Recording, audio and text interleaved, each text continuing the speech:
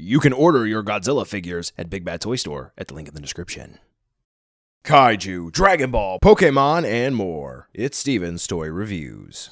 Hello there, collectors. It's Steven here, and I'm bringing you another Kaiju review. This time it's going to be a repaint of NECA's Mothra 2019. It's going to be the poster color Mothra. This one is, rather lukewarm in the collecting community at this time because, it is a repaint of Mothra, and it's blue. Yay? Yeah, it seems relatively simple, but surprisingly, it may just very well be done well. Very done well, be very well done, be very very. So this one is meant to represent Mothra's coloration as she is seen on her poster for King of the Monsters. I do think she's a little too dark to be perfect to that representation, but I like the intent here. So is this going to be the definitive Mothra 2019 figure? Is this better than the original? Should this be the only one you have, or is this just a nice supplement to your collection? Well, let's take a look to see whether or not it's worth adding into your collection.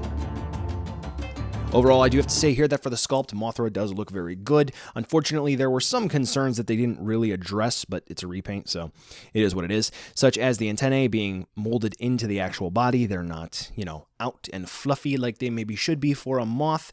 And there are some other details that, when blending in with the paint, they just kind of go missing at a distance. You can't really appreciate the finer details in the sculpt thanks to the paint application, but that is also, in a way, what they were kind of going for. It is very dark in regards to the color scheme of this figure, and some of those finer details, I guess, are going to be lost in shadows on the shelf or even on display in light, as you can see here.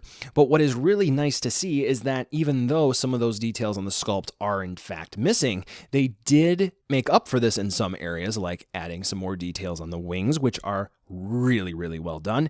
And they did use different dry brushing techniques on different spots of the body to help bring out key areas like the arms and the legs. So even though the core of the body, we are missing some of the details, the legs, the arms, aren't they all kind of the same thing? I don't know. I don't know moth anatomy that well. They do catch the eye. And speaking of the eye, those stand out really well. So all in all, in terms of looks, it's not amazing. It's not super over the top, but it does look very cool. And if you are attracted to this paint scheme, well then congrats. NECA pretty much knocked it out of the park. Mothra's articulation remains unchanged from the original release. We are just going to essentially have what are swivels here for the shoulders. The smaller arms don't really have anything. Swivels here at the hips. That's kind of weird.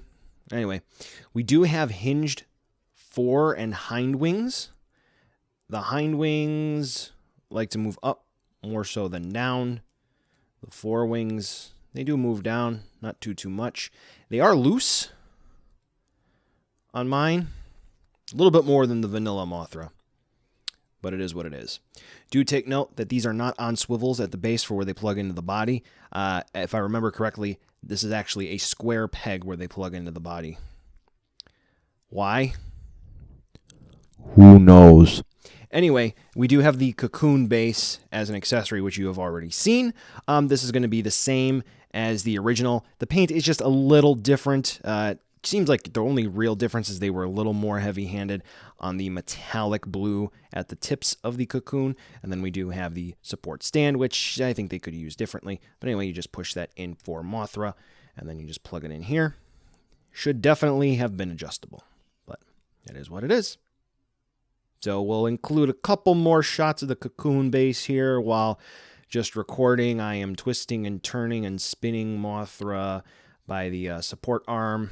And I think just for fun, we'll go ahead and fade back to that right before we go into the size comparison. So yes, here is a size comparison with Mothra with some of the other figures you just might have on your shelf, along with that Cocoon Base. So yes.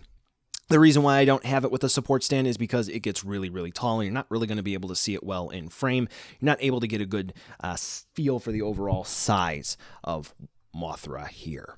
Now, of course, we do have to have a comparison with the original, so this way you can see exactly where the differences are, aside from the fact that the whole paint scheme is different. I mean, I don't know, I guess some folks aren't going to be able to pick up on that, so here you go. Poster color Mothra is bluish, grayish in color, opposed to orange. Yep. So, buy now, skip, or wait for a deal. This is definitely not an essential figure by any means, but it is cool. If you're a fan of variants, then this is definitely one to pick up, and if you have a poster color Godzilla, whether it's going to be NECA's V2 Godzilla or the poster color SH Monster Arts, which I have, that's pretty cool, this is a nice companion piece. It is just unfortunate that we do have another Mothra on the market that isn't exactly screen accurate, where we did have some orange and blue in the wings, but such is life. If you're looking to pick this one up, it definitely does not disappoint for what it is intending to do. However, I would not say that this is the definitive legendary Mothra design for the shelf.